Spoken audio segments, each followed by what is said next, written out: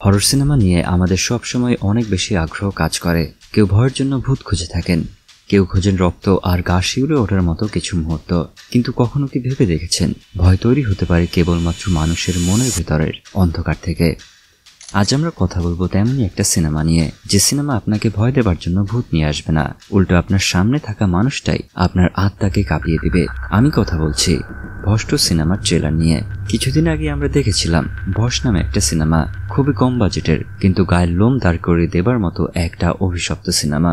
যে সিনেমার কাহিনী এতটাই বাস্তব মনে হয়েছিল যে দর্শকরা দোয়া দূরত পড়তে শুরু করেছিল, যেন এমন কোনো বাজে ঘটনা তাদের সঙ্গে বাস্তবে না ঘটে যায়। কিন্তু দুঃখজনকভাবে এমন একটি দুর্দান্ত সিনেমা খুব একটা ব্যবসা করতে পারেনি। কারণটা খুবই সিম্পল।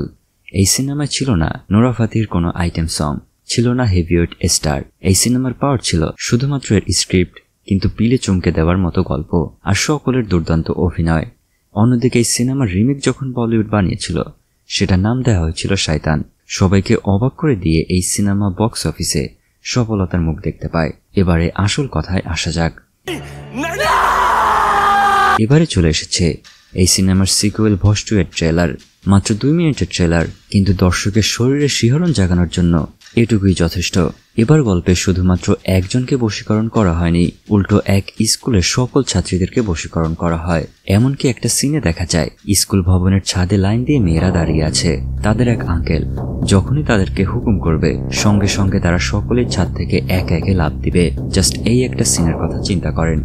এই যখন অবস্থা, গোটা শহরে আতঙ্ক ছড়িয়ে পড়ে কয়েক সেকেন্ডের মধ্যে। সবাই মিলে সেই আঙ্কেলকে খুঁজতে থাকে। কে সেই আঙ্কেল যে একসঙ্গে এত মানুষকে কন্ট্রোল করছে কোনো একটা অদৃশ্য শক্তির মাধ্যমে? আশ্চর্যের ব্যাপার হচ্ছে এতে নেই কোনো বড় স্টার, নেই খুব একটা ব্যয়বহুল ভিএফএক্স বা ঝা চকচকে সেট, কিন্তু প্রতিটি দৃশ্য আমাদের শরীরকে একদমই ঠান্ডা করে দেয়। কারণ এখানে ভয়টা সৃষ্টি করা হয়েছে এর গল্প দিয়ে, অভিনয়ের তীব্রতা দিয়ে আর কাহিনীর সেই দিকগুলো দিয়ে যা আমাদের মনের গহীন গলিতে ভয়ের বিস্তার ঘটায়।